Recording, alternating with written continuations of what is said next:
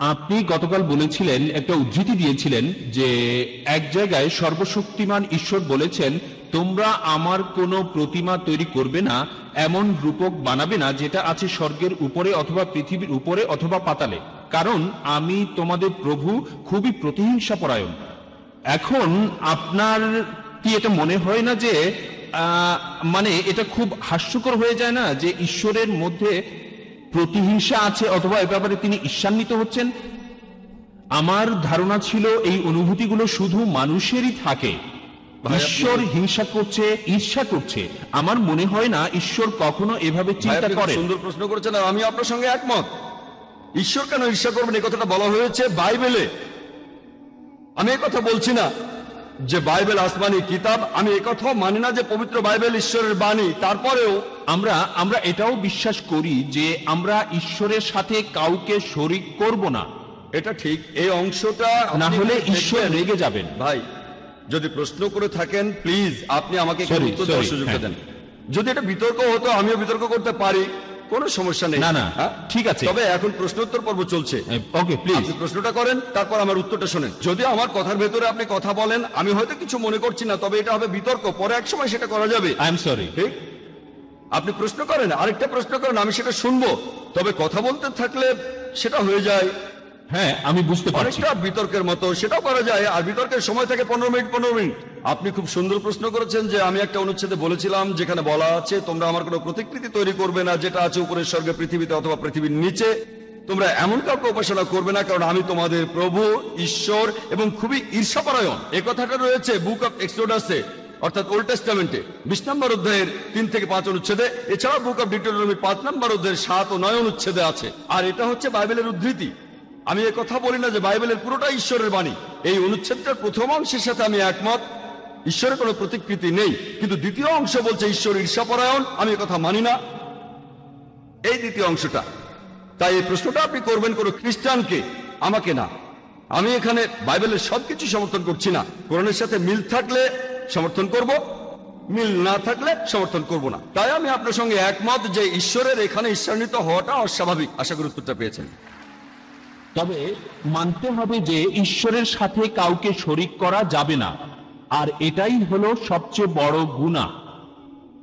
হ্যাঁ, এই কথাগুলো আমি গতকাল বলেছিলাম। যে ঈশ্বরের সাথে কাউকে শরীক করা সবচেয়ে বড় গুনাহ। ওকে, থ্যাঙ্কস। আর কোনো অমুসলিম ভাই বা বোন প্রশ্ন করবেন? প্রশ্নটা করেছেন একজন হিন্দু ভদ্রলোক, তার নাম লেখা আছে পি নাইডু। তিনি বলেছেন মুসলিমরা মানুষ জাতির আশীর্বাদ, এখানে অমুসলিমদের কি হবে যারা জন্ম থেকেই মুসলিম নয়? তারা জীবনের কোন পর্যায়ে ইসলামকে বুঝবে? বোন, আপনি প্রশ্ন করলেন যে এক হিন্দু ভদ্রলোক বলেছেন মুসলিমরা মানব জাতির আশীর্বাদ, আলহামদুলিল্লাহ সুম্মা আলহামদুলিল্লাহ। তবে একজন অমুসলিম যে জন্ম থেকে মুসলিম নয়, জীবনের কোন স্তরে সে ইসলামকে বুঝবে? প্রশ্নটার উত্তর দেওয়ার আগে আমি একটা বিষয় পরিষ্কার করে নিতে চাই। আমাদের নবীজি মোহাম্মদ সাল্লাল্লাহু আলাইহি সাল্লাম বলেছেন প্রত্যেক শিশু দ্বীনুল ফিতর নিয়ে জন্ম নেয়। দ্বীনুল ফিতর অর্থাৎ আল্লাহর ধর্ম। প্রত্যেকটা শিশু মুসলিম হয়ে জন্মায়, পরবর্তীতে তাকে প্রভাবিত করে বাবা মা, গুরুজনেরা, শিক্ষকেরা।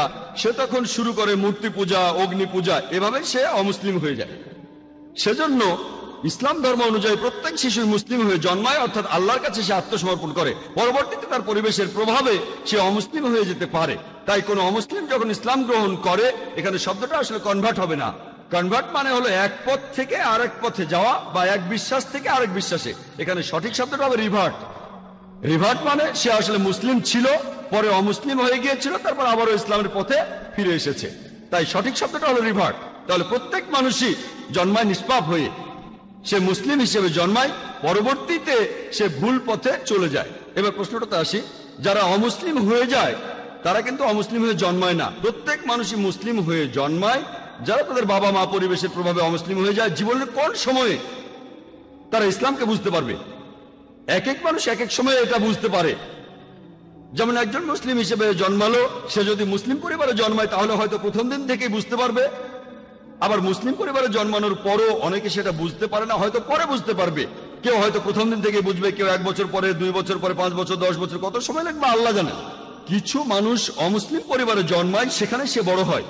তারা হয়তো একেবারে ছেলেবেলায় বুঝতে পারে, স্কুলে পড়ার সময়, কলেজে পড়ার সময় হতে পারে। আসলে এক একজন মানুষ এটা এক এক সময়ে বুঝতে পারে। তবে কোন মুসলিম সেই অমুসলিমকে বোঝাক বা না বোঝাক, আল্লাহ পবিত্রকরণে বলেছেন, সূরা ফুসিলাতের 53 নম্বর আয়াতে উল্লেখ করা হয়েছে, سنوريهم آياتنا في الآفاق وفي أنفسهم حتى يتبين لهم أنه الحق। আমি তোমাদের জন্য আমার নিদর্শনগুলো প্রকাশ করব এই বিশ্ব জগতে এবং তাদের নিজেদের মধ্যে, যতক্ষণ না তাদের কাছে পরিষ্কার হবে এটাই সত্যি। তাহলে কোন মুসলিম সেই অমুসলিমকে বোঝাক বা না বোঝাক, আল্লাহ সুবহানাহু ওয়া তাআলা এই কথাটা স্পষ্ট করে বলেছেন, তিনি নিদর্শনগুলি প্রকাশ করবেন এই বিশ্ব জগতে যতক্ষণ না সেটা মানুষের কাছে পরিষ্কার হবে। আমি কোনো কথা বললে একজন অমুসলিম নাও বুঝতে পারে, আল্লাহ যখন কিছু বলেন তখন এটা নিশ্চিত করেন যে সেটা অমুসলিমরা পরিষ্কারভাবে বুঝতে পারবে, যতক্ষণ না সে বুঝতে পারে যে এটাই হলো সত্যি, এটাই হলো হক। পরবর্তীতে এই সত্যটা বোঝার পরে সে মানতেও পারে নাও মানতে পারে, এর কারণটা ব্যক্তিগত কারণে মানতেও পারে নাও মানতে পারে। তবে মারা যাওয়ার আগে ইনশাআল্লাহ আল্লাহ তাকে নিদর্শন দেখাবেন। এখন কবে কখন আল্লাহ ভালো জানেন, তবে মারা যাওয়ার আগে আর রোজ কিয়ামতের দিন পবিত্র কোরআন আমাদের বলছে যে যারা ইসলামকে প্রত্যাখ্যান করে তারা কখনো আল্লাহর কাছে অভিযোগ করতে পারবে না যে আমি কোনো নিদর্শন পাইনি, কেন আমাকে জাহান্নামে পাঠাচ্ছেন। তারা শুধু বলবে আমাদের ক্ষমা করে দেন, আমরা ভুল করেছি। কারণ তারা জানে যে তারা নিদর্শন দেখেছে কিন্তু তখন গ্রহণ করেনি। তারা শুধু আল্লাহকে বলবে আমাদের আরেকটা সুযোগ দেন, আল্লাহ তখন বলবেন অনেক দেরি হয়ে গেছে। তাহলে আল্লাহ অবশ্যই তাদের নিদর্শন দেখাবেন তারা মারা যাওয়ার আগে। আশা করি উত্তরটা পেয়েছে। হ্যাঁ ভাই, আমার নাম মহেশ। আপনি আজকেও খুব সুন্দর একটা লেকচার দিলেন। আমার প্রশ্নটা হলো, পবিত্র কোরআনে একটা সূরা আছে, নবী মুহাম্মদ সাল্লাল্লাহু আলাইহি ওয়াসাল্লাম বলেছেন, একটা দোয়া আছে, তিনি বলেছেন তৃষ্ণা তখন চলে যায় সন্ধ্যায় রোজা ভাঙার পরে, তৃষ্ণা তখন চলে যায় আর শিরায় তখন রক্ত সঞ্চালিত হয়। আপনি কি এটার ব্যাখ্যা দিতে পারবেন? ভাই, আপনি মাশাআল্লাহ অনুবাদ করে শোনালেন একটা দোয়ার যেটাতে ইফতার করা হয়। আর আমি আপনাকে বলবো যে মাশাআল্লাহ আপনি আস্তে আস্তে বোঝার চেষ্টা করছেন এই শান্তির ধর্মকে, এই সত্যের ধর্মকে। আমি দোয়া করি আল্লাহ যেন আপনাকে হেদায়েত করেন। ভাই প্রশ্ন করেছেন যে আমরা ইফতারের সময় যে দোয়াটা পড়ি তার অর্থটা আসলে কি। আমরা ইফতারের সময় আল্লাহ তাআলার কাছে প্রার্থনা করি যে তৃষ্ণা তখন চলে গেছে আর ধমনীতে রক্ত চলাচল বেড়েছে। আমরা যখন ইফতার করতে যাই আল্লাহ তাআলার কাছে প্রার্থনা করি যে আমাদের ইফতারের সময় আমাদের তৃষ্ণা চলে গেছে, আর আমরা তখন বিভিন্ন খাবার খাই, পানি খাই, আল্লাহ তাআলার কাছে দোয়া করি যে আমরা রোজা রাখতে পেরেছি, এখন রোজা ভাঙার সময় হয়েছে, এখন আমাদের তৃষ্ণা দূর হয়ে যাচ্ছে, আমাদের ক্ষুধা দূর হয়ে যাচ্ছে। এটাই হলো দোয়া। আমরা বলছি যে আমাদের তৃষ্ণা এখন চলে যাচ্ছে এই রোজা ভাঙার মাধ্যমে। আমাদের ইফতারের আগে এই দোয়াটা আমরা পড়ে থাকি। আশা করি উত্তরটা পেয়েছেন। হ্যাঁ ভাই। আমার নাম দেবাশিস গাঙ্গুলি। আমি পেশাগতভাবে একজন ইঞ্জিনিয়ার আর ফ্রিল্যান্স সাংবাদিক। এই অনুষ্ঠান নিয়ে একটা রিপোর্ট করব। আমি আপনাকে আসলে বেশ কয়েকটা প্রশ্ন করতে চাই। আপনার কাছে আমার প্রথম প্রশ্ন, আপনার দেশ নিয়ে আপনি কি গর্বিত?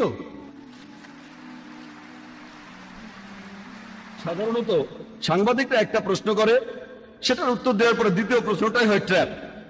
তবে দাঁড়ান, আমি বলি, না না, আপনি আমাকে উত্তরটা বলতে দেন। আমাকে এই কথাটা বলতে দিন। আমাকে আপনি উত্তরটা বলতে দেন। আমাকে শেষ করতে দিন। আমি এই অভিযোগের বিরুদ্ধে বলি। আমি আপনার সাথে অবশ্যই। খোলা মনে কথা বলতে চাই। Thank you. আমি আপনাকে দোষ দিচ্ছি না, আমি বলছি বেশিরভাগ সাংবাদিকরাই। আমি এটা বলছি না যে আপনিও এরকমই হতে পারেন, নাও হতে পারেন, সেটা আপনি তো কথাটা বলেই ফেললেন। তবে বেশিরভাগ সাংবাদিকই, এখানে আপনারা একটা জিনিস ভালো করে দেখেন, আমি লাইনেই আছি, যদি কোনো লোক মাত্র একটা প্রশ্ন করতে চায় সে প্রশ্ন করেই তখন চলে যায়।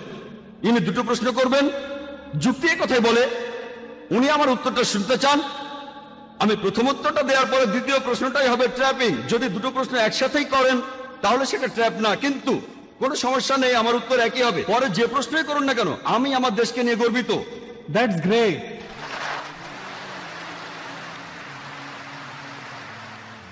পৃথিবীর খুব কম দেশগুলোর মধ্যে ইন্ডিয়া একটা, যে দেশ অধিকার দেয় তার দেশের নাগরিকদের যে তারা তাদের ধর্মকে প্রচার করতে পারবে, পালনও করতে পারবে। আমি আমার দেশ নিয়ে গর্বিত। আমি আমার দ্বিতীয় প্রশ্নের উত্তর পেয়ে গেছি। আমি আমার দেশ নিয়ে অনেক ব্যাপারে গর্বিত। আপনি আমার দ্বিতীয় প্রশ্নের উত্তর দিয়ে দিয়েছেন, ধন্যবাদ।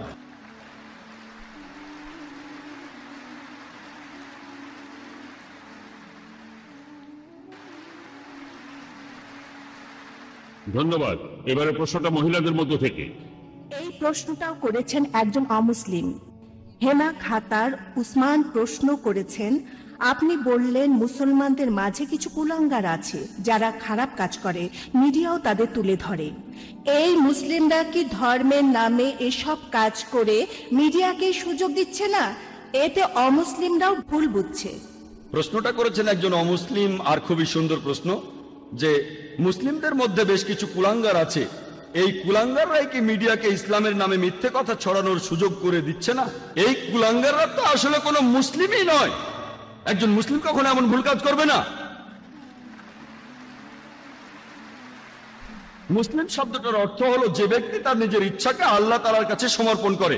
মুসলিমদের মধ্যে এই কুলাঙ্গাররা হচ্ছে আসলে নকল মুসলিম। নাম হতে পারে মোহাম্মদ, জাকির, আব্দুল্লাহ, সুলতান ইত্যাদি ইত্যাদি। নাম দিয়ে আপনি মুসলিম হবেন না, আপনি মুসলিম হবেন কাজ দিয়ে। আল্লাহর কাছে নিজের ইচ্ছাকে সমর্পণ করলেই আপনি মুসলিম হবেন। তাহলে এই লোকগুলো সত্যিকারের মুসলিম নয়, তবে তাদের নামগুলো মুসলিম।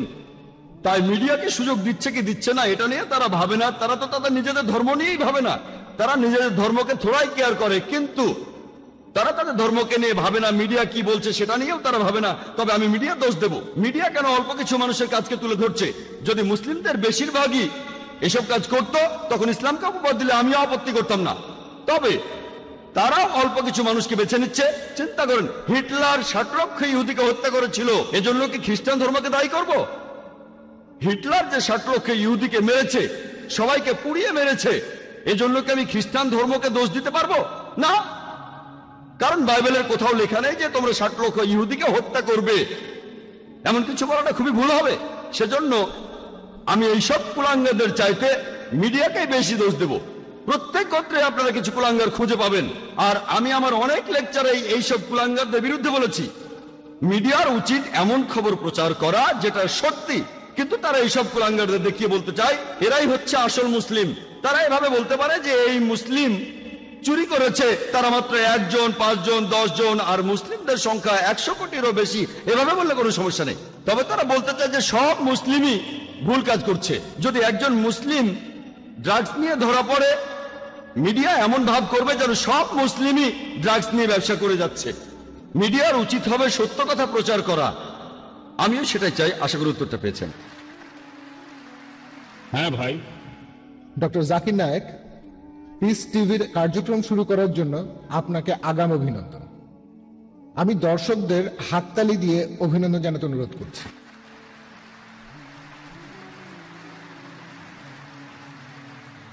আমার প্রশ্নটা হলো, ইসলাম ধর্মে খতনা দেয়াটা বাধ্যতামূলক কেন? ভাই, আপনি প্রশ্ন করলেন এটা কি আবশ্যিক, এটা কি বাধ্যতামূলক যে মুসলিম পুরুষরা খতনা করবে, এটা কি ফরজ? ভাই, এটা ইসলামে আবশ্যিক না, এটা হলো সুন্নত। এটা সুন্নতে মুআক্কাদা, এটা করলে খুবই ভালো, এটা হলো মুস্তাহাব। আর ইসলামে খতনা দেওয়াটা হলো সুন্নত, এটা ফরজ না। তবে খতনা দেওয়ার অনেকগুলো কারণ আছে। আমি একজন ডাক্তার হিসেবে এই সুন্নতে খতনার উপরেই পুরো একটা লেকচার দিতে পারি, তবে এটা প্রশ্নোত্তর পর্ব, আমি তাই সংক্ষেপে বলছি। আজকে বিজ্ঞান আমাদের বলে যদি একজন লোক খতনা করে তাহলে তার কার্সিনোমা অব পিনাস হওয়ার সম্ভাবনা কম, লিঙ্গে ক্যান্সার হওয়ার সম্ভাবনা কম। খতনা দেয়া থাকলে সম্ভাবনা কম, যদি খতনা দেয়া না থাকে তাহলে সম্ভাবনা বেশি। বেশ কিছু রোগ আছে যেগুলো প্রতিরোধ করা যায় যদি খতনা দেয়া থাকে। খতনা দেওয়ার সময় প্রেপিউসটা কেটে ফেলা হয়, অর্থাৎ লিঙ্গের ফোরস্কিন কেটে ফেলা হয়। এখানে আপনারা দেখবেন যে খতনা না দেয়া কেউ যদি প্রকৃতির ডাকে সাড়া দেয়, তারপর প্রসাব করার পরে তার প্রেপিউসের ভেতরে প্রসাবের কয়েকটা ফোঁটা থেকে যায় ফোরস্কিনের ভেতরে, এ থেকে অনেক রোগ হতে পারে। চুলকানি হতে পারে, শরীরের ত্বকে প্রদাহ হতে পারে, হতে পারে পেপলোসাইটিস। খতনা করলে এইসব রোগকে প্রতিরোধ করা যায়। আর এছাড়াও আমরা প্রসাব করার পরে পানি দিয়ে ধুয়ে নিই, এভাবে রোগকে প্রতিরোধ করি। আজকে বিজ্ঞান আমাদের বলে একজন লোক বেশি যৌন তৃপ্তি পাবে যদি তার খতনা দেয়া থাকে, বেশি যৌন তৃপ্তি পাবে। এছাড়াও খতনা দেয়া থাকলে আপনার ত্বকে বিভিন্ন রকম ইনফেকশন হওয়ার সম্ভাবনাও কম। এখনকার বিজ্ঞান আমাদের বলে যার খতনা দেয়া থাকে তার এইডস রোগ হওয়ার সম্ভাবনাও অনেক কম। এইডস এর ভাইরাস খুবই তাড়াতাড়ি ছড়াবে যদি খতনা করা না থাকে। এরকম আরো অনেক রোগকে প্রতিরোধ করা যায়। এজন্য আপনারা দেখবেন যে আজকের আমেরিকাতেই 50%-এর বেশি ছেলেকে তাদের জন্মের পরেই খতনা দেওয়া হয়, তারা কিন্তু মুসলিম না। এমনকি আমেরিকার খ্রিস্টানরাও ডাক্তার বাবা মাকে জিজ্ঞেস করেন আপনারা কি আপনাদের ছেলেদের খতনা দিতে চান, আর তাদের 50%-এরও বেশি ছেলেকে খতনা দেওয়া হয়। ইসলামে আছে সেজন্য করে না, কারণ তারা জানে এতে করে তাদের ছেলেদের উপকার হবে। আশা করি উত্তরটা পেয়েছেন। হ্যাঁ ভাই, আসসালামু আলাইকুম, আমার নাম ইমরান মোহাম্মদ, একজন আইটি ম্যানেজার। আমার প্রশ্নটা ইসলামের বিরুদ্ধে মিডিয়ার ষড়যন্ত্রগুলো নিয়ে। মুসলিমরা কিভাবে এসব ষড়যন্ত্রের প্রতিবাদ করবে? যেভাবে আমেরিকা পুরো পৃথিবীকে শাসন করতে চাচ্ছে, ইসলামকে দাবিয়ে রাখতে চাচ্ছে, ইত্যাদি ইত্যাদি। এইসব ক্ষেত্রে প্রায় দেখা যায় যেসব মুসলিম তাদের ধর্ম সম্পর্কে খুব একটা জানে না, তারা মিডিয়ার এইসব মিথ্যা রটনা শুনে সেগুলোই বেশি করে বিশ্বাস করে। মুসলিমদের কিভাবে এসব ষড়যন্ত্রের মোকাবেলা করা উচিত? ভাই, আপনি একটা প্রশ্ন করলেন যে কিভাবে একজন মুসলিম প্রতিবাদ করবে বিভিন্ন ষড়যন্ত্রের বিরুদ্ধে যেগুলো আমেরিকানরা ইসলামের বিরুদ্ধে প্রচার করে থাকে, আর আমরাও বুঝতে পারি না যে কি করতে হবে। প্রথমে যেটা করতে হবে, আগে জানতে হবে আমাদের দিনকে। দুর্ভাগ্যজনকভাবে বেশিরভাগ মুসলিমই নিজের ধর্ম সম্পর্কেই জানে না। এই জন্যই আমরা এই সমস্যায় পড়ি। যদি নিজের ধর্মটা ভালোভাবে জানি, তাহলে মিডিয়া এই মিথ্যা কথাগুলো প্রচার করার সুযোগ পাবে না। দুর্ভাগ্যজনকভাবে আমরা আমাদের ধর্মকে জানি না, আর এ কারণে মিডিয়া যখন বিভিন্ন খবর প্রচার করে আমরা মুসলিমরা লজ্জিত হই, তাদের সে কথাগুলো মেনে নেই। আমি একটা উদাহরণ দেই। একবার এক ধার্মিক মুসলিম, মাশাআল্লাহ, তিনি একদিন আমাকে বললেন, ভাই জাকির, আপনি কি জানেন এই তালেবানরা তারা খুবই নিষ্ঠুর, খারাপ মানুষ। আমি বললাম কেন? কারণ কি? কারণ তারা মহিলাদের মারে। আপনাকে কে বলেছে? আমি নিজের চোখেই দেখেছি। কোথায় দেখেছেন? আমি বিবিসিতে দেখেছি। আমি এখানে তালেবানদের পক্ষে কথা বলছি না, তারা আমার বন্ধু না, আমার শত্রুও না, তাদের পক্ষে বলছি না, তারা আমার বন্ধু না। আমি পৃথিবীর বিভিন্ন দেশে ঘুরে বেড়াই। একবার মালয়েশিয়াতে লেকচার দিচ্ছিলাম, সেখানে এক দম্পতি, তারা দুজনেই ডাক্তার, একজন স্ত্রী রোগ বিশেষজ্ঞ, অন্যজন শিশু রোগ বিশেষজ্ঞ। তারা 1 মাসেরও বেশি সময় আফগানিস্তানে ছিলেন, সেখানে তারা আহত লোকদের চিকিৎসা করছিলেন। আর সেই মহিলা ডাক্তার, তিনি আমাকে বললেন, টেলিভিশনে যে ভিডিওটা দেখানো হয়েছে, তালেবানরা এক মহিলাকে মারছে, তারা তালেবান না। আপনি কিভাবে জানলেন? কারণ আমি তালেবানদের সাথে ছিলাম, আমি জানি তারা কিভাবে পাগড়ি বাঁধে। যেমন ধরুন, আমরা আরব নই, তাই আমরা বুঝতে পারবো না পাগড়ি বাঁধার কতগুলো নিয়ম আছে আরবদের মধ্যে। তবে আরবরা জানে যে আরব আমিরাতে পাগড়ি পরার নিয়ম একরকম, সৌদি আরবে পাগড়ি পরার নিয়ম আরেক রকম, কুয়েতে পাগড়ি পরার নিয়ম আলাদা। তারা জানে, কিন্তু আমরা জানি না। মহিলা তালেবানদের সাথে ছিলেন, তাই জানেন যে লোকগুলো পাগড়ি পরেছে সেই ভিডিওতে, তালেবানরা সেভাবে পড়ে না। তাই এই শুটিংটা হলিউডে বা অন্য যেখানে হোক, তারা ভালোভাবে সেই শুটিংটা করতে পারেনি।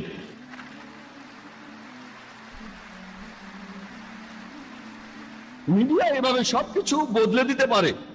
যেমন ধরুন, আপনাকে প্রশ্ন করলাম যে জর্জ বুশ ভালো না খারাপ মানুষ? ভালো না খারাপ? আপনি বললেন ভালো মানুষ না।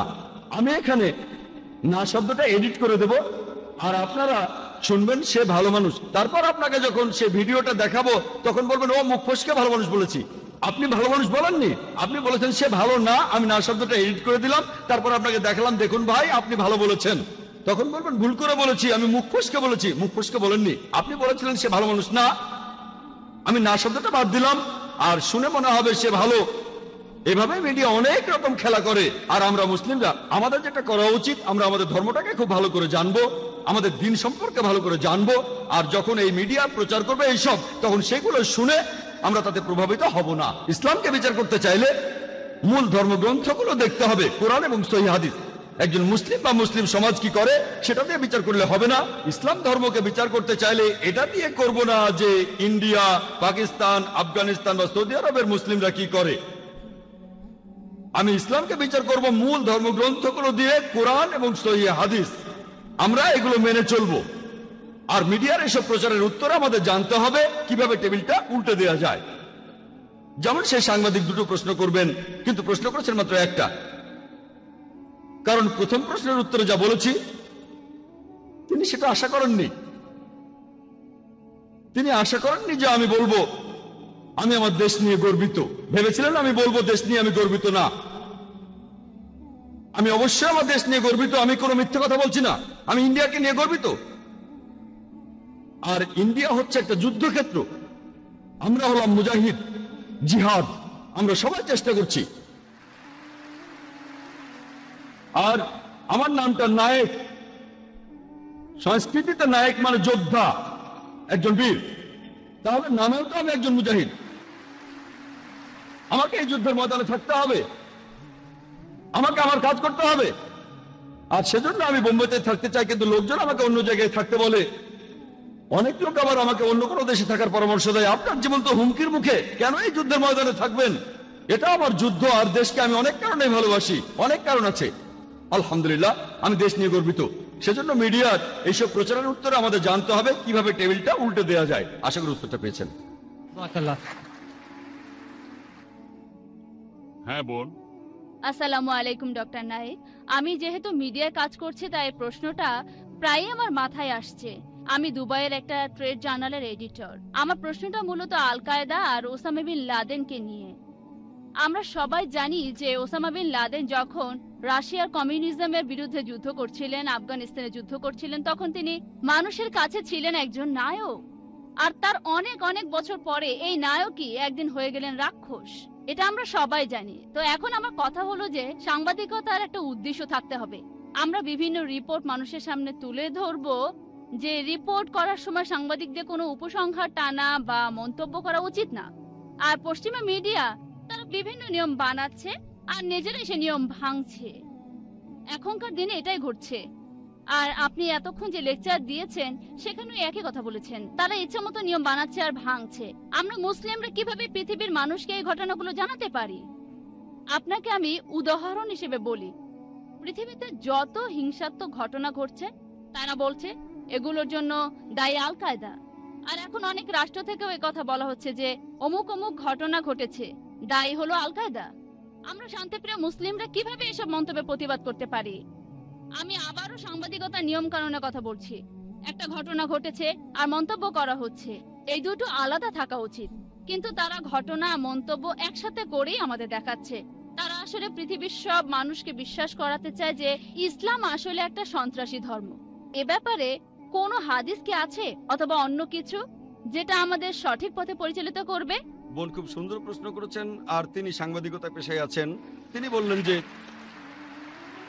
যখন ওসামা বিন লাদেন রাশিয়ার সাথে যুদ্ধ করছিল তিনি তখন হিরো, আর ওসামা বিন লাদেনকে আমেরিকায় তৈরি করেছে। পরে যখন সে আমেরিকার বিরুদ্ধে গেল তখন তাকে বলা হলো সন্ত্রাসী। আর বোন ঠিকই বলেছেন যে সাংবাদিকতার একটা উদ্দেশ্য থাকতে হবে। সাংবাদিকদের কোনো মন্তব্য করা উচিত নয়। যেগুলো করে থাকেন সাধারণত রাজনৈতিক নেতারা, সাংবাদিকরা নয়। এটাই হচ্ছে নিয়ম। তবে নিয়ম বানানো হয় ভাঙার জন্যই। আমেরিকায় নাকি কথা বলার স্বাধীনতা আছে। আমার মতে আমেরিকায় কথা বলার স্বাধীনতা হচ্ছে সবচেয়ে কম। ততক্ষণ বলতে পারবেন যতক্ষণ তাদের স্বার্থে আঘাত লাগবে না। তাদের বিরুদ্ধে কিছু না বললে আপনি যা খুশি তাই বলতে পারেন, তবে তাদের বিরুদ্ধে কিছু বললে সিআইএ আপনাকে অ্যারেস্ট করতে পারে। আমার মতে পুরো ব্যাপারটা একটা নাটক, লোক দেখানো। কথা বলার স্বাধীনতা। আপনার প্রশ্নে আসি, আমরা কিভাবে জবাব দেব ওসামা বিন লাদেন সম্পর্কে, আর কোনো হাদিস আছে কিনা ইত্যাদি। এই প্রশ্নটা আমাকে করা হয়েছিল অস্ট্রেলিয়ায় কয়েক বছর আগে। পার্থে আমেরিকার কনসাল জেনারেল আমাকে এই প্রশ্নটা করেছিল। আমার লেকচারের টপিক ছিল টেররিজম অ্যান্ড জিহাদ। তিনি প্রশ্ন করলেন, ভাই জাকির, আপনি কি মানেন যে ওসামা বিন লাদেন একজন টেররিস্ট? এটাই প্রথম প্রশ্ন।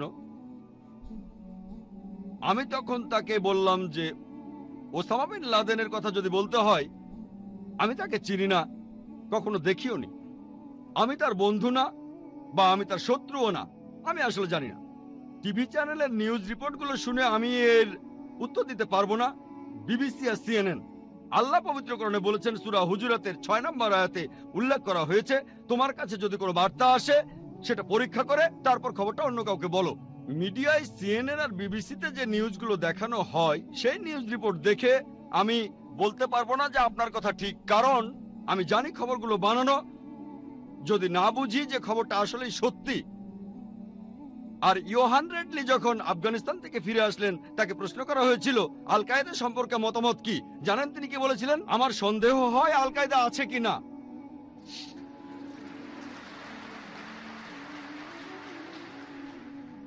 তাহলে সিএনএন আর বিবিসিতে প্রচারিত নিউজ রিপোর্টগুলোর উপর নির্ভর করে আমি এর উত্তর দিতে পারবো না। আল্লাহ জানে আসল ঘটনা কি। তবে সিএনএন কে কন্ট্রোল করে আমেরিকা। সেখানে জানতে পারি যে তারা হাজার হাজার আফগানিকে হত্যা করেছে, ইরাকে আক্রমণ করেছে, এই চ্যানেলগুলোই বলে। এই চ্যানেলের মালিক যারা, তারাই যখন এগুলো বলছে আর গর্ব করছে, তাহলে এই খবরটা নিশ্চিত। তাহলে যদি বলেন কে 1 নম্বর টেরোরিস্ট, আমার মতে জর্জ বুশ। এই কথাটা পরের দিন পেপারে হেডলাইনে আসলো যে ডক্টর জাকির নায়েক বলেছেন তিনি একজন মৌলবাদী আর জর্জ বুশ 1 নম্বরের টেরোরিস্ট। অস্ট্রেলিয়ার নিউজ পেপারে হেডলাইন হয়েছিল। জানেন, কিছুদিন আগে একটা সার্ভে করা হয়েছিল, আমেরিকার শিকাগোতে একটা সার্ভে করা হয়েছিল, আর সেই সার্ভেটাতে টেরোরিস্ট হিসেবে নাম দেওয়া হয়েছিল 3 জনের। 3 জন, 1 নম্বর ওসামা বিন লাদেন, 2 নম্বর সাদ্দাম হোসেন, 3 নম্বর জর্জ বুশ। আর এই সার্ভেটা শিকাগোর বিভিন্ন শহরের লোকজনের উপর করা হয়েছিল। যে আপনাদের কি মনে হয়, মুসলিম অমুসলিম সবাই, অমুসলিমরাও, আপনারা কাকে 1 নম্বর টেরোরিস্ট মনে করেন? আর উত্তরগুলো সব একই, উত্তরগুলো একই রকম, সবাই বলছে জর্জ বুশ। সবচেয়ে কম ছিল 74%। 74% লোক বলেছে জর্জ বুশ 1 নম্বর টেরোরিস্ট, আর সবচেয়ে বেশি 78% বলেছে যে তাদের মতে জর্জ বুশ 1 নম্বর টেরোরিস্ট। আমি না। তবে লোকজন আসলে এসব কথা বলতে চায় না, মানুষ এসব কথা বলতে ভয় পায়। একটা হাদিস আছে, আমাদের প্রিয় নবীজি সাল্লাল্লাহু আলাইহি সাল্লাম বলেছেন, যদি কোনো রকম অন্যায় হতে দেখো, হাত দিয়ে সেটা থামাও। যদি হাত দিয়ে থামাতে না পারো, তবে মুখ দিয়ে থামাও। যদি মুখ দিয়েও থামাতে না পারো, তখন তুমি মনে মনে অভিশাপ দাও তাকে, আর তখন তুমি হবে সবচেয়ে নিচু স্তরের মুমিন। তাই আমি স্পষ্ট করে বলি, আমি সত্য কথা বলি, আল্লাহ কিছু মানুষকে হাত দিয়ে থামানোর সামর্থ্য দিয়েছেন, কিন্তু তারা না থামালে আল্লাহ তাকে প্রশ্ন করবেন। আল্লাহ অন্তত কথা বলার সামর্থ্য দিয়েছেন, তাই আমি কথা বলে যাচ্ছি। এ কথাটা আমি ইংল্যান্ডেও বলেছি, সেখানকার পুলিশ চিফের সামনে, সেখানকার মেয়রের সামনে, আমেরিকায় বলেছি, অস্ট্রেলিয়ায় বলেছি, মালয়েশিয়ায় বলেছি। তবে আমি বলেছি হিকমার সাথে, হিকমার সাথে, হিকমার সাথে কথা বলেছি। আল্লাহ আমাকে কথা বলার সামর্থ্য দিয়েছেন। যদি আমি না বলি, তাহলে আল্লাহ আমার এই ক্ষমতা কেড়ে নেবেন। আল্লাহ আমার কথা বলার ক্ষমতাটা কেড়ে নেবেন। এটাও না পারলে মনে মনে অভিশাপ দেন। আর অমুসলিমরাও এ কথা বলছে। জাকির নায়েকের কথা বাদ দাও, আমেরিকার বেশিরভাগ অমুসলিমরাই ইউনিভার্সিটি অফ শিকাগোর একটা সার্ভে রিপোর্ট অনুযায়ী আমেরিকাতেই তারাই বলছে জর্জ বুশ 1 নম্বর টেরোরিস্ট। আপনারা যদি ইন্টারনেটে যান, এমন কথাও দেখবেন, আমি বলছি না সেটা ঠিক না ভুল, তারা বলছে যে 11ই সেপ্টেম্বরে সেই দুর্ঘটনা ভেতরের কেউ ঘটিয়েছিল, আর কয়েকজন তো বলছে জর্জ বুশ নিজেই এই কাজটা করেছে। এবার আমি বলি, মুসলিমরা কিভাবে জবাব দেবে? লন্ডনের সেই 7ই জুলাইয়ের বোমা বিস্ফোরণের পর কি হয়েছিল? আমেরিকার প্রায় বেশিরভাগ মুসলিমরা এক জায়গায় হয়ে নিন্দা করলেন, ইংল্যান্ডও তাই। ইংল্যান্ডে একই ঘটনা, তাদের নাম বলছি না, আমি তাদের অনেককে চিনি। তারা নিন্দা করলেন যা ঘটেছে 11ই সেপ্টেম্বর নিউ ইয়র্কে, এটা হারাম, এটা ভুল, আমরা নিন্দা করছি। 7ই জুলাই যা ঘটেছে লন্ডনে, 50 জনেরও বেশি লোক মারা গেছে, 11ই সেপ্টেম্বরে 3000-এরও বেশি লোক মারা গেছে, আমরা নিন্দা করছি। Full stop. আর তারা যা বলছে ঠিক কথাই বলেছে, আমি একমত। পবিত্র কোরআনের সূরা মাইদার 32 নম্বর আয়াতে উল্লেখ করা হয়েছে, যদি কেউ অন্য কোনো ব্যক্তিকে হত্যা করে, সেটা যদি হত্যার অপরাধ বা কোনো ধ্বংসাত্মক কাজের অপরাধ না হয়, তাহলে সে যেন পুরো মানুষ জাতিকে হত্যা করলো। আমিও এই কাজে নিন্দা করি। যদি 11ই সেপ্টেম্বরে 3000-এরও বেশি নিরীহ মানুষ মারা যায়, সেটাকে নিন্দা করাই উচিত। লন্ডনে 50 জনেরও বেশি নিরীহ মানুষ মারা যাওয়াটাও নিন্দনীয়। তবে এখানেই থেমে যাওয়া যাবে না, এটারও নিন্দা করব যে আফগানিস্তানে হাজার হাজার নিরীহ মানুষ মারা গেছে, এটাও নিন্দনীয়। ইরাকে যে হাজার হাজার নিরীহ মানুষ মারা গেছে, সেটাও নিন্দনীয়। বসনিয়ায় যে হাজারো মানুষকে হত্যা করা হয়েছে, সেটাও নিন্দা করব আমরা। প্যালেস্টাইনে যে হাজারো মানুষকে মারা হচ্ছে, সেটাকেও নিন্দা করতে হবে। আমরা ভয় পাবো কেন? তবে আমেরিকার প্রশ্ন করলে তারা বলে, না আসলে আমেরিকা দেশটা একটু আলাদা, যদি বেশি কথা বলি তাহলে সমস্যায় পড়ে যাব। আমি বললাম, কেন? আমেরিকা তো সেই দেশ যেখানে কথা বলার স্বাধীনতা আছে। তাহলে ভয় পাচ্ছেন কেন? আমি ইন্ডিয়া লেকচার দিয়েছি। যারা বোম্বে সম্পর্কে জানেন, বোম্বের পরিবেশ পরিস্থিতি ভালো না। আমেরিকা আর ইংল্যান্ডে তাও কিছু কথা বলার স্বাধীনতা আছে। লোকজন আমাকে বলে, ভাই জাকির, কেউ আপনাকে হুমকি দেয় না? এটা আমার পেশার নিত্য সঙ্গী, এগুলো আমার পেশার নিত্য সঙ্গী। আমাদের নবীজিকেও কি হুমকি দেওয়া হতো না? আমরা তো নবীজির পথ অনুসরণ করছি। আল্লাহ তাআলা আমাদের রক্ষা করবেন। তবে যখন কথা বলবো তখন হিকমার সাথে বলবো। তাহলে যখন কথা বলবো তখন বলবো যে নিরীহ মানুষকে হত্যা করা নিন্দনীয়। আমরা মানি যে 11 সেপ্টেম্বর যে 3000-এর বেশি মানুষ মারা গেল সেটা অন্যায়। আমরা মানি যে লন্ডনে যা ঘটেছে সেটা অন্যায়। তবে অন্য সব অন্যায়গুলোরও প্রতিবাদ করতে হবে। যখন একজন লোক শরীরে বোমা বেঁধে সেটার বিস্ফোরণ ঘটায়, সাথে 20-30 জন নিরীহ মানুষ মেরে ফেলে, তাকে তখন বলা হয় টেররিস্ট। তবে যখন কেউ প্লেন থেকে নিচে বোমা মারে আর এভাবে হাজারো আফগানিকে হত্যা করে, তাকে তখন বলা হয় সাহসী আমেরিকান সৈন্য। এতে সাহসের কি আছে? এটাকে বলা হয় চুরি করে যুদ্ধ। এতে সাহসের কি আছে? উপর থেকে বোমা ফেলছেন আর একটা বোমাতে কাজ হচ্ছে 50টা বোমার সমান। আমাদেরকে বুঝতে হবে যে ইসলাম হলো সত্যের ধর্ম।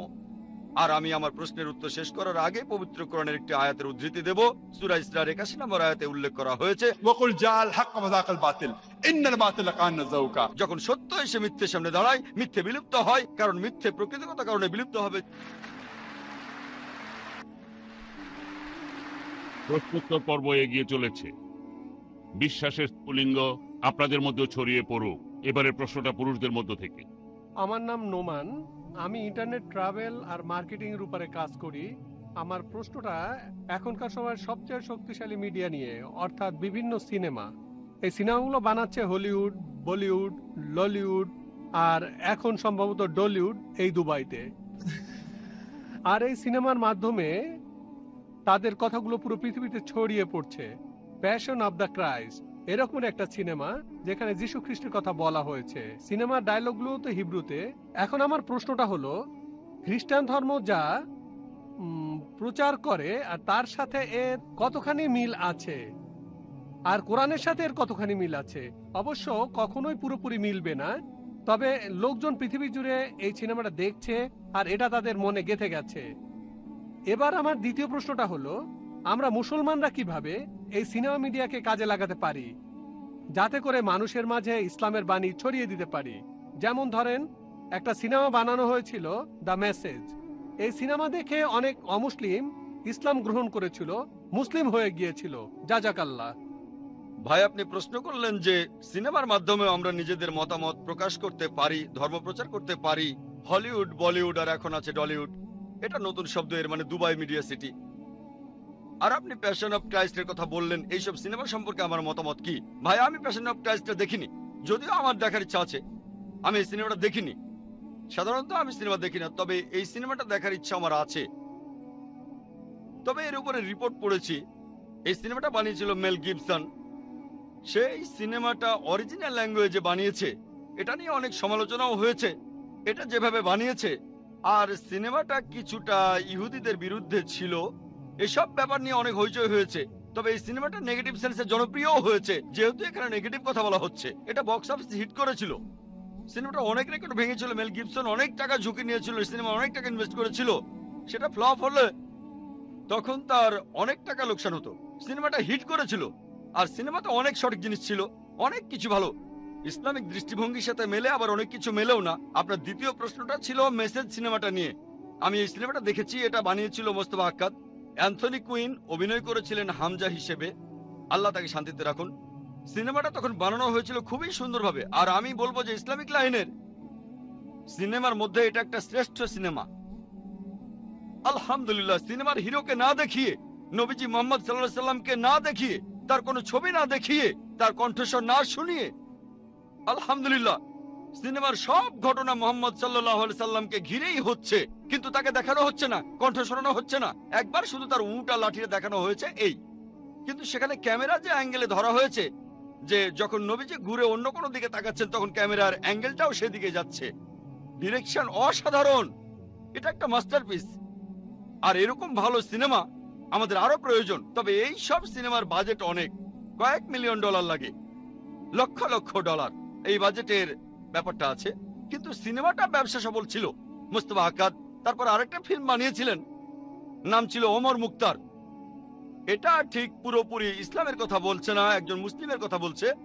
আর এই সিনেমাটাও বক্স অফিসে হিট করেছিল। এরকম সিনেমা আরো দরকার। তবে খেয়াল রাখতে হবে সেটা যেন শরিয়া মেনে হয়, কোরআন আর সুন্নাহ মেনে। যেমন আমি মনে করি না যে মেসেজ সিনেমাটার সবকিছুই ঠিক, সব মিলিয়ে সিনেমাটা ভালো, কিছু ভুল জিনিসও দেখানো হয়েছে, তবে সব মিলিয়ে সিনেমাটা ভালো, সামগ্রিকভাবে এটা ভালো। আমাদেরকে ইসলামিক শরিয়া মেনে এরকম সিনেমা বানাতে হবে, কোরআন আর হাদিসের বিরুদ্ধে যাব না, শরিয়া মেনেই বানাবো। শুধু সিনেমায় নয়, আমাদের নাটক বানাতে হবে, সিরিয়াল বানাতে হবে, ডকুমেন্টারি বানাতে হবে। আর মিডিয়া জিনিসটা আসলে একটা সাদা হাতি। সাদা হাতি, সাদা হাতি। আপনারা হয়তো কোন বানাগা ক্রোড়পতির নাম শুনেছেন। আসল অনুষ্ঠানটা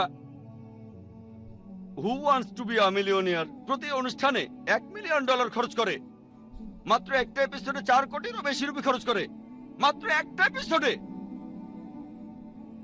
45 থেকে 50 মিনিট। বোম্বেতে লেবার কস্ট অনেক কম, তবে অমিতাভ বচ্চন এক্সপেন্সিভ। তাহলে এইসব ক্ষেত্রে বাজেটে বাধা আছে। যাদের এইসব খরচ বহনের সামর্থ্য আছে তারা যদি স্পন্সর করেন, তাহলে এমন ফিল্ম বানিয়ে আমরা ইসলামকে প্রচার করতে পারি। তবে আমি বিশ্বাস করি মাকরুম মাকারাল্লাহ ওয়াল্লাহু খায়রুল মাকারিন। হলিউডে একটা সিনেমা বানানো হয়েছে, দ্য কিংডম অফ হেভেন। সিনেমাটা বানিয়েছেন খুবই বিখ্যাত একজন ডিরেক্টর, আর তিনি এখানে দেখিয়েছেন কিভাবে ক্রুসেডাররা আক্রমণ করে হাজারো মানুষকে হত্যা করলো। আর তারপর সালাউদ্দিন হিরো, তিনি আসলেন, তাকে এখানে হিরো দেখানো হয়েছে। এই ব্যাপারটা নিয়ে পশ্চিমা মিডিয়ায় খুবই হইচই হয়েছিল যে এমন সিনেমা কিভাবে বানালো। সে একজন খ্রিস্টান, সে তার সিনেমায় আসল সত্যি কথাটা তুলে ধরেছে। তবে এই ব্যাপারটা পশ্চিমারা হজম করতে পারেনি, খুবই হইচই হয়েছিল। তবে যেহেতু সিনেমা ডিরেক্টর ছিলেন খুবই বিখ্যাত, আলহামদুলিল্লাহ এতে করে খুব বেশি একটা ক্ষতি হয়নি। তাহলে একজন অমুসলিম এমন সিনেমা বানিয়েছে। আমি যদিও সিনেমাটা দেখিনি, তবে নিউজ রিপোর্ট পড়েছি যে সিনেমাটা খুবই সুন্দর। এখানে তুলনামূলকভাবে অনেক সত্যিই বলা হয়েছে। এমন সিনেমাকে উৎসাহিত করতে হবে। আশা করি উত্তরটা পেয়েছেন। ওয়ালাইকুম আসসালাম। এই প্রশ্নটা আমার বাবা মায়ের পক্ষ থেকে করছি। আমার প্রশ্নটা হলো মুসলিম মিডিয়াকে সাহায্য করার ব্যাপারে। আরব বিশ্বের ব্যাপারে কি বলবেন, বিশেষ করে ইন্ডিয়ার ব্যাপারে? প্রশ্ন করলেন আমার ছোট্ট এক ভাই তার বাবা মায়ের পক্ষ থেকে যে মুসলিম মিডিয়াকে সাহায্য করার ব্যাপারে আরব বিশ্বের উদ্দেশ্যে আমি কি বলবো, বিশেষ করে ইন্ডিয়ার ব্যাপারে। দেখবেন সময়ের সাথে সাথে আমাদের পরিস্থিতিও বদলে যায়। মাত্র কয়েক দশক আগেও আরবরা ইন্ডিয়ায় আসতো ব্যবসার জন্য। ইন্ডিয়া তখন ছিল সবার উপরে, আর মাশাআল্লাহ ইন্ডিয়ানদের অনেকেই তখন যাকাত দিত, তাতে আরবদেরও অনেক উপকার হয়েছে। এখন অনেক দামি সম্পদ, কালো স্বর্ণ আল্লাহ তাদের দিয়েছেন, মাশাআল্লাহ। এখন তারা অনেক ধনী। এখন দেখা যায় যে ইন্ডিয়ানরাই আরব বিশ্বে চাকরি করতে আসে, ব্যবসা করতে আসে, দুবাইয়ে, সৌদি আরবে আসে, আলহামদুলিল্লাহ। আমি তাদের উদ্দেশ্যে যেটা বলতে পারি যে মুসলিমদের কথা যদি বলতেই হয়, সে কথাটা আমি আগেও বলেছি যে সব মুসলিমেরই দায়িত্ব ইসলামকে প্রচার করা। আল্লাহ তাআলা আপনাদের বেশি সম্পদ দিয়েছেন, তাই আপনাদেরকে বেশি প্রশ্ন করবেন। কিয়ামতের দিন আল্লাহ প্রশ্ন করবেন তোমাদের সম্পদ দিয়েছিলাম, তা দিয়ে কি করেছো? তাই আমি বলবো আল্লাহ আপনাদের বেশি সম্পদ দিয়েছেন, আল্লাহর রহমতে আপনারা এখন কালো স্বর্ণের মালিক। তাই ইসলাম ধর্মের প্রচারে এই সম্পদকে ব্যবহার করুন। শুধুমাত্র ইন্ডিয়ায় না, আলহামদুলিল্লাহ ইন্ডিয়ার তেমন কোনো সমস্যা নেই, মাশাআল্লাহ। সেখানে এমন অনেকেই আছেন, মাশাআল্লাহ। ইন্ডিয়ায় অনেক সমস্যা আছে, সমস্যা নেই বলবো না, তবে আলহামদুলিল্লাহ আমরা নিজেদের ব্যাপারগুলো দেখবো। কিন্তু অন্যান্যদের প্রয়োজন আছে। ইন্ডিয়ায় অনেক এতিম শিশু আছে, পৃথিবীর বিভিন্ন জায়গায় এতিম শিশু আছে, আর মানুষ তাদের সাহায্য করছে, আলহামদুলিল্লাহ, কোনো সমস্যা নেই। তবে সাধারণভাবে আমি সামগ্রিকভাবে বলবো, আরবদের উদ্দেশ্যে আমি এই কথা বলবো, যেহেতু আল্লাহ তাদের কালো স্বর্ণ দিয়েছেন, তাদের উচিত হবে সত্যের ধর্ম প্রসারে এগিয়ে আসা। ব্যক্তিগতভাবে আমি অনেককেই চিনি আরবদের, তাদের পকেটে যে টাকা থাকে সেটা দিয়ে তারা 5-10টা চ্যানেল খুলতে পারে, পকেট মানি দিয়ে। 5 থেকে 10টা চ্যানেল আল্লাহ তাদের দিয়েছেন এই সম্পদ। তাই আমি তাদের অনুরোধ করব যে তারা যেন এটার সদ্ব্যবহার করেন ভালো কাজের জন্য, দিন প্রসারের জন্য, যাতে করে তারা আখিরাতে উপকৃত হয়। এতে ইসলামের কোনো উপকার হবে না, ইসলামের কোনো দরকার নেই আপনাকে আমাকে। এটা আমাদের নিজেদের ভালোর জন্যই। আল্লাহ পবিত্র কোরআনে বলেছেন আল্লাহ তোমাদের মুখাপেক্ষী নন, বরং তোমরাই আল্লাহ তাআলার মুখাপেক্ষী। তাহলে ইনশাআল্লাহ রোজ কিয়ামতের দিন এই সওয়াবটা তাদের জান্নাতে নিয়ে যাবে। এবারে পরের প্রশ্ন। আসসালামু আলাইকুম ওয়া রাহমাতুল্লাহি ওয়া বারাকাতুহু। আমি নওয়াজ আহমদ, কাজ করি আল কায়দা ট্রেডিং এ। আল কায়দা না, আল কায়দা ট্রেডিং, সেলসম্যান। এখন মিউজিক হলো হারাম, এটা সব মুসলিমই জানেন। আমার প্রশ্নটা হলো, আপনারা পিস টিভি চালু করছেন, আলহামদুলিল্লাহ। মিডিয়ায় খুব ইম্পর্ট্যান্ট হলো বিজ্ঞাপন। এখন এই বিজ্ঞাপনে মিউজিক হারাম নাকি হালাল? ভাই, আপনি প্রশ্ন করলেন যে সব মুসলিমই জানে মিউজিক হলো হারাম, তবে যেহেতু চ্যানেল শুরু করতে যাচ্ছি সেখানে